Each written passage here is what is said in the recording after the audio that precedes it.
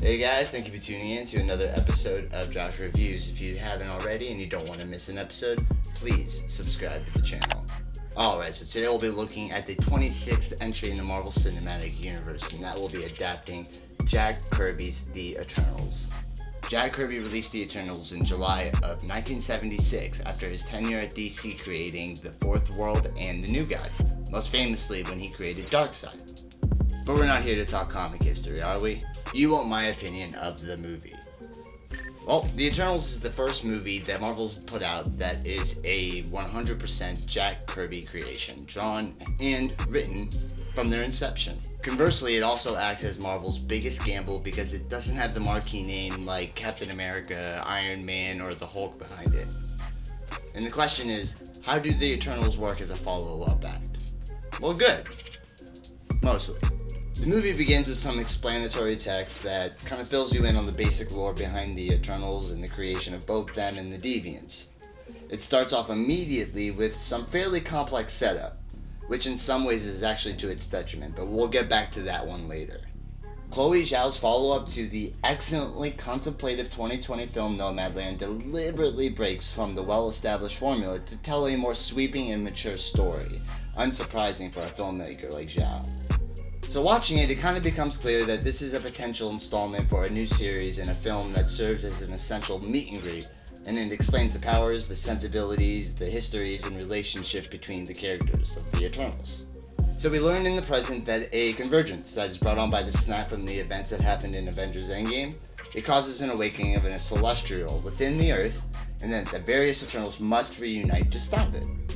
I found that the movie broke kind of the traditional narrative, which I liked. It alternates between flashbacks of the Eternals shaping the future of mankind and the present day where they must gather to stop this threat.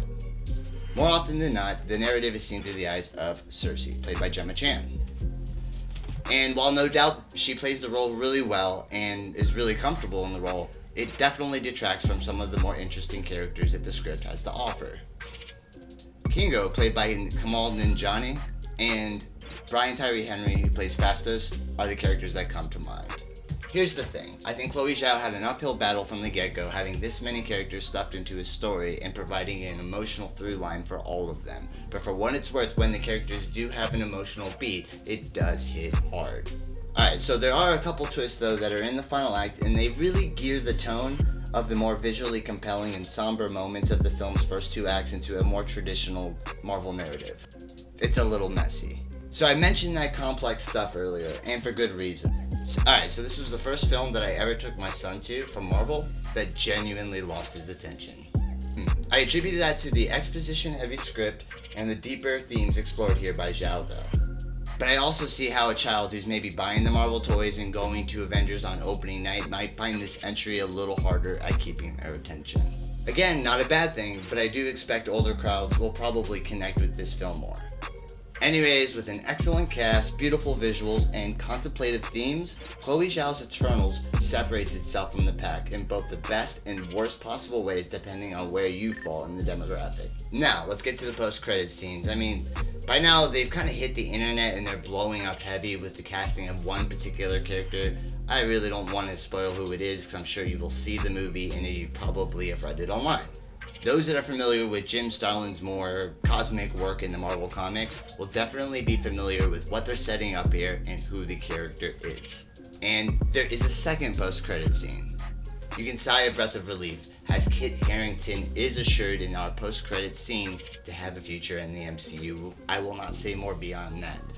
But, and I mean but, pay attention to the voice that's speaking to him in the end of that post-credit scene, the second one, after the end credits. Leave a message down below if you can tell me who that voice is.